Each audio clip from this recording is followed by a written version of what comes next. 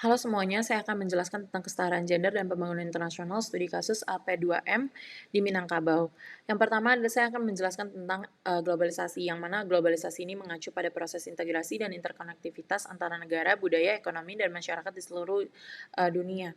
Globalisasi dan pembangunan internasional itu merupakan konsep yang saling berhubung dan menggambarkan proses kompleks yang membuat masyarakat, perekonomian, dan budaya menjadi saling berhubungan dan terikat dalam skala global, yang mana terdapat dampak-dampak positif. Yang pertama, hubungan antara globalisasi dan pembangunan internasional itu memberikan kontribusi di bidang ekonomi. Yang kedua, globalisasi itu memfasilitasi transfer teknologi dan pengetahuan lintas batas. Yang ketiga, peningkatan komunikasi dan teknologi memungkinkan akses yang lebih baik terhadap informasi. Yang keempat, globalisasi itu memberikan peluang bagi pendidikan dan pengembangan keterampilan melalui kolaborasi dan kemitraan internasional. Yang kelima, mengatasi tantangan global seperti perubahan iklim, pandemi, kemiskinan, yang memerlukan kerjasama internasional.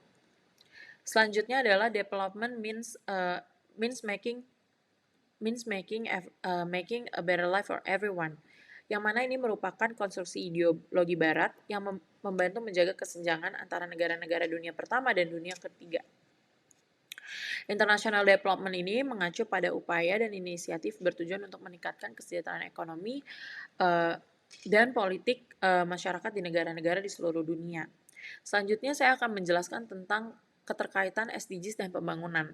Yang pertama, SDGs ini merupakan tujuan yang ditetapkan oleh PBB untuk mencapai pembangunan keberlanjutan.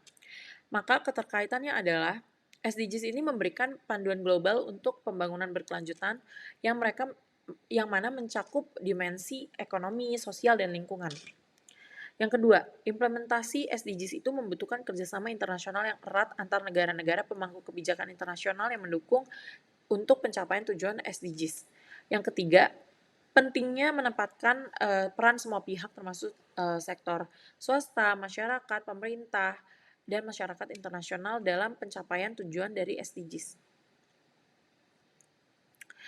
Selanjutnya, saya akan lebih fokus pada SDGs di poin kelima, yaitu mencapai kesetaraan gender dan memperdayakan semua perempuan dan anak perempuan dengan memiliki poin kesetaraan dalam partisipasi dan kepemimpinan, kesetaraan pendidikan, pencegahan kekerasan dan pelecehan berbasis gender, pemberdayaan ekonomi, pengakuan dan pemenuhan hak kesehatan seksual dan reproduksi, penghapusan norma sosial yang berbahaya, dan partisipasi dalam perdamaian dan keamanan.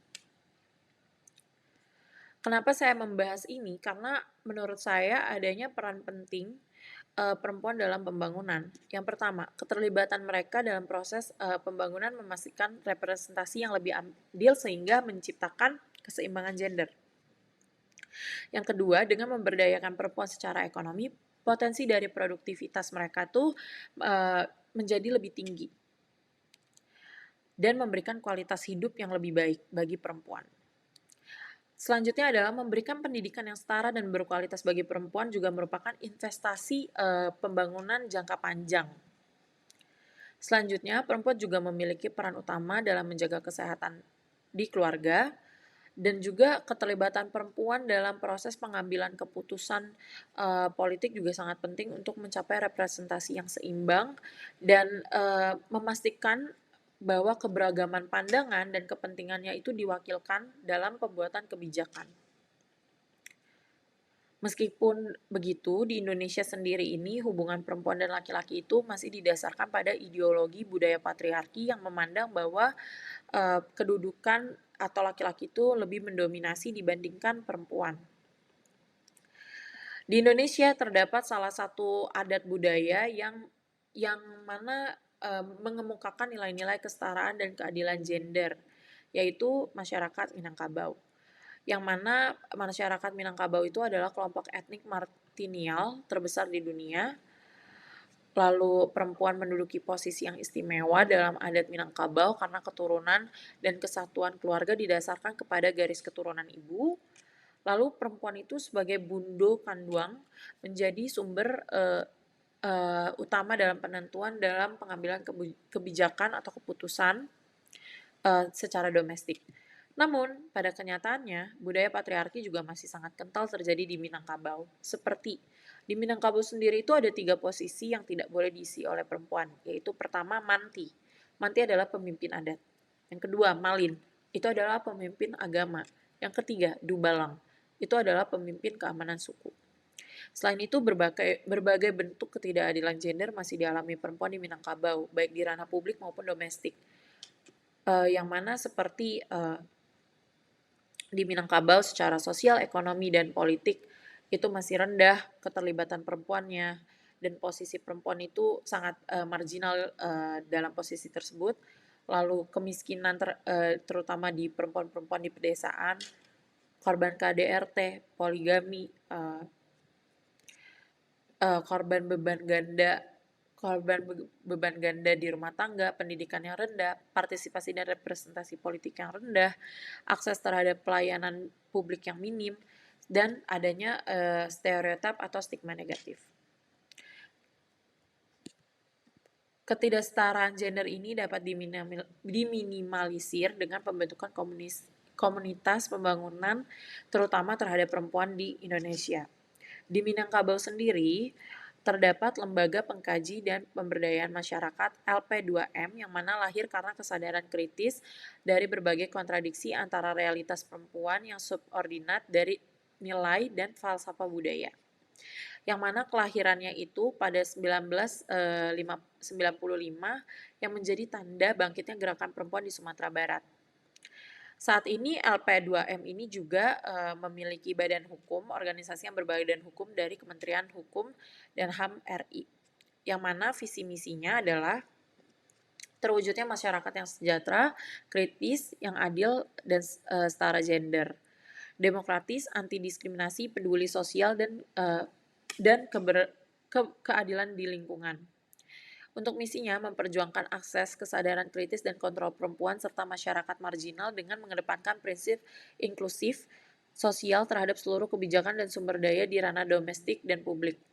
Dan membangun gerakan perempuan dan masyarakat sipil yang kuat, independen sebagai kekuatan penyeimbang terhadap negara dan pasar.